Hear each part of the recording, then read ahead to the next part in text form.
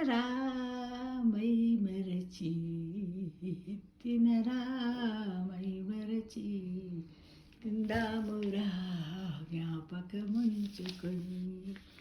ఏమిటది ఏమిటది? నేను లేనిది ఒక పొడుపు కథ. నేను లేనిది వాసన, నేను లేని కూరంటూ లేదు, నా సువాసన లేని ఆహారం అంటూ లేదు. నేనంటే అందరికీ ఇష్టం. నేను కంటికి చక్కటి చూపునిస్తాను, తల వెంట్రుకలు రాలిపోకుండా ఉంటాను. నేను నా చెట్టు పొట్టిగా ఉంటుంది, గులుములాగా ఉంటుంది. నా పేరు కరీ. ఈ వేప చెట్టుకు మధ్య రెండింటిని కలిపితే వచ్చేదే నా పేరుది. ఏమిటది చెప్పుకోండి చూద్దాం ఫ్రెండ్స్, చెప్పుకోండి. కరీ, వేప చెట్టు, ఈ రెండింటిని కలిపితే వచ్చేది ఆకులే. అవే ఏమిటది? కరివేపాకు. ఇది లేనిది మనము వంట చెయ్యం. ఏ కూరలో కానీ, పులుసుల్లో కానీ, శుభకార్యాలలోనూ మన కంటికి మంచిదని, మధ్యకాలంలో క్యాన్సర్ను కూడా తగ్గిస్తుంది పొడులు చేసుకుంటాం. ఆయుర్వేద శాస్త్రంలో కూడా దీనికి ప్రత్యేకమైనటువంటి ఇది ఉన్నది మిత్రమా. అయితే మరి ఇలాంటి చక్కటి కరివేపాకుకు కథ ఏమిటి తెలుసా మీకు ఎవరికైనా? ఇప్పుడు తెలుసుకుందాం. మరి ఏంటది? కరివేపాకు కథ వేరు అని ఉంది. కరివేపాకు కథ వేరు అట. ఏంటో తెలుసుకుందామా మరి? ఓకే. చిటపటమంటూ వంటగదంతా పరిమళించే కరివేపాకుని అవసరం తీరాక వేరు వేస్తుంటారు. దయలేని తెలుగువారు కరివేపాకు లేనిదే తాలింపు లేదు. తాలింపు లేని కూర, పప్పు, పులుసు, పచ్చడి, చిత్రాన్నము లేవు. కులమత భేదాలెరగని ఒకే ఒక పరిమళ ద్రవ్యం కరివేపాకు. అవునంటారా కాదంటారా? అవును కదా. ఒకే ఒక ఆకేంటి? కరివేపాకు. వంటకానికి రుచిని మాత్రమే కాదు, జీర్ణానికి అనుకూలతను, శరీరానికి స్థిరత్వాన్ని అందిస్తుంది. అమ్మవారిని కాపురానికి పంపేటప్పుడు సారసత్తుల్లో కరివేపాకులు లేవని వెంకటేశ్వర స్వామి వారు అలిగారని ఓ పుక్కింటి కథ ఉంది. ఏమిటది? కరివేపాకు తెలుగువారి వంటింట్లో ఎంత కీలకమో చెప్పడానికి ఇది పెద్ద సాక్ష్యం. కరివేపాకు కారముగా, చేదుగా, వగరుగా ఉండి పైత్యాన్ని, కఫాన్ని, అజీర్తిని, విషదోషాల్ని హరిస్తాయి. అమీబాయిసిస్, కలరా, డయేరియా వంటి వ్యాధులకు కరివేపాకు ఔషధమే. ఊపిరితిత్తుల్ని, కాలేయాన్ని శుభ్రపరిచి రక్త దోషాలను పోగొట్టి రక్త వృద్ధిని ఇస్తాయి. ఆహారంలో విలక్షణాలను హరించి యాంటీ ఆక్సిడెంట్ ఔషధంగా పనిచేస్తాయి. కరివేపాకు తాలింపు ద్రవ్యము మాత్రమే కాదు, పూర్తి స్థాయి ఆకుకూర కూడా. విటమిన్స్ ఉంటాయి ఇందులో. ఏ, బి, సి, ఈలతో పాటు ఐరన్ బాగా ఉంది. కొత్తిమీర, పుదీనాలతో పోలిస్తే ఇందులో తేమ తక్కువ, ఖనిజ లవణాలు ఎక్కువ. సుమారు 6% ప్రోటీన్లు, 6% ఫైబర్లు, 16% పిండి పదార్థాలతో కేవలం 27 క్యాలరీల శక్తిని అందిస్తుంది. ఏమిటది? కరివేపాకు. స్థూలకాయము, షుగరు ఉన్నవాళ్ళు కరివేపాకును ఒక ఆకుకూరగా తినగలగాలని ఆయుర్వేద శాస్త్రంలో చెబుతున్నారు.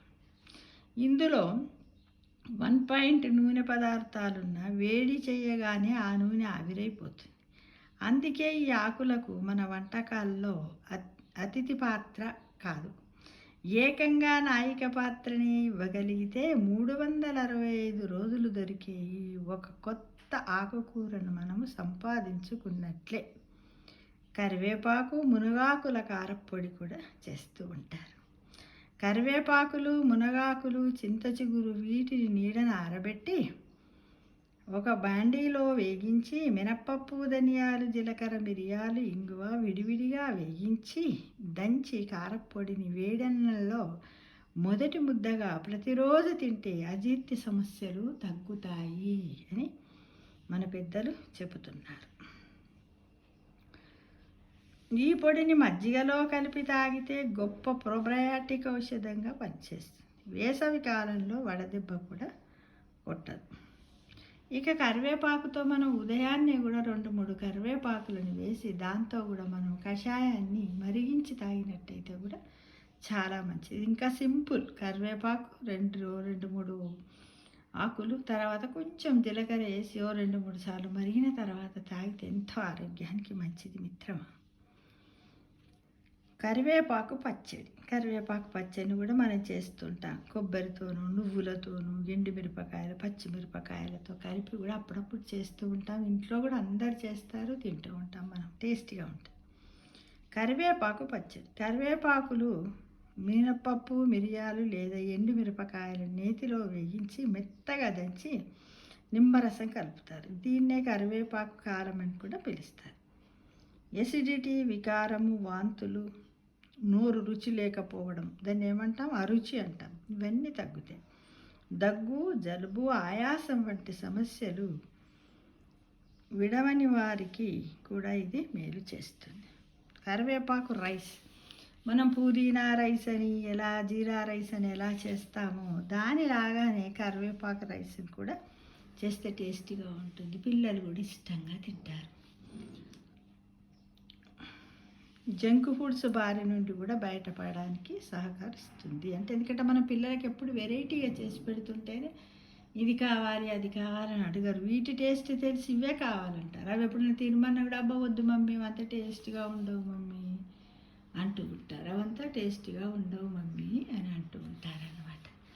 ఇలా అలవాటు చేయడం మొదలు పెట్టాలి మనం మన పిల్లలకు బాల్యదశ నుంచే. ఆకుకూరలతో పాటు గుప్పెడ కరివేపాకుని కూడా తీసుకొని అన్ని కలిపి తరిగి కూర, పప్పు, పచ్చడి, పులుసు కూర వగైరా చేసుకుంటే అదనపు రుచి పరిమళాలతో ఆరోగ్యదాయకంగా కూడా ఉంటుంది. కానీ మనం ఎక్కువ వేయము కరివేపాకుని. ఏదో ఇప్పుడు 1/2 కేజీ కర్రీ వండినాం అనుకోండి, 2 రెబ్బలు వేసేస్తాము. మళ్ళీ అది ఉడికిన తర్వాత తీసి దాన్ని పక్కన పెడతాం. కానీ అలా కాకుండా దాన్ని నమిలి మింగారట. కానీ చాలామంది తినడానికి ఇష్టపడరు. మామూలుగా ఎప్పుడు అంటే పకోడీలలోనో లేకపోతే మనం ఫ్రై కర్రీలలో వేసినప్పుడు అది ఇట్లా ఏంటంటే కరుకుగా ఉంటుంది, మంచిగా ఉంటుంది కాబట్టి దాన్ని నమిలి తినేయగలుగుతాం. ఇది మెత్తగా ఫ్రై అయినప్పుడు ఫ్రై అయినప్పుడు చాలా అదిగా ఉంటుంది కదా, ఏమంటారు, క్రిస్పీగా ఉంటుంది, దాన్ని తినగలుగుతాం కదా. ఇప్పుడు తినలేము, చాలామంది తినడానికి ప్రయత్నిద్దాం మరి మనం అందరం. కరివేపాకుల్ని మిక్సీ పట్టి ఆ పొడి, చారు పొడి కలిపి రసం కాచుకొని నేతి తాలింపు పెట్టుకుంటే అద్భుతమైన ఔషధమే. పులుసు, సాంబారు కూడా ఇలా చేసుకోవచ్చు. కాగిన తర్వాత పసరు వాసన ఉండదు. ఎప్పుడు కూడా కరివేపాకును మనం గోలిచ్చిన తర్వాతను ఉడికిచ్చిన తర్వాత అది వాసన ఉండదు, పసరలాగా. ఎక్కువ కరివేపాకులతో తాలింపు. శాకాహారమైన, మాంసాహారమైన కరివేపాకు 4 రెబ్బలతో సరిపెట్టకుండా గుప్పెడ ఆకుల్ని 3-4 ముక్కలయ్యేలా తరిగి తాలింపులో వేగిస్తే కరివేపాకుల ప్రయోజనం అందుతుంది. ఆకుల్ని ముక్కలు చేసి తాలింపులో వేయాలన్నదే మనమందరం తెలుసుకోవాలి. అట్లయితేనే చాలాసేపు ఉడికి కూడా రసం వస్తుంది. కొద్దిమంది ఇష్టం లేకుండా పక్కన పెట్టినా పర్వాలేదు, ఎందుకంటే కూరలతో కలిసి ఉడికినప్పుడు ఆ రసం అంతా అందులోకి పోతుంది కదా, అలా అయినా పర్వాలేదు. కానీ ఎక్కువ శాతం కరివేపాకు వాడడానికి మనమందరం ముందుండాలి.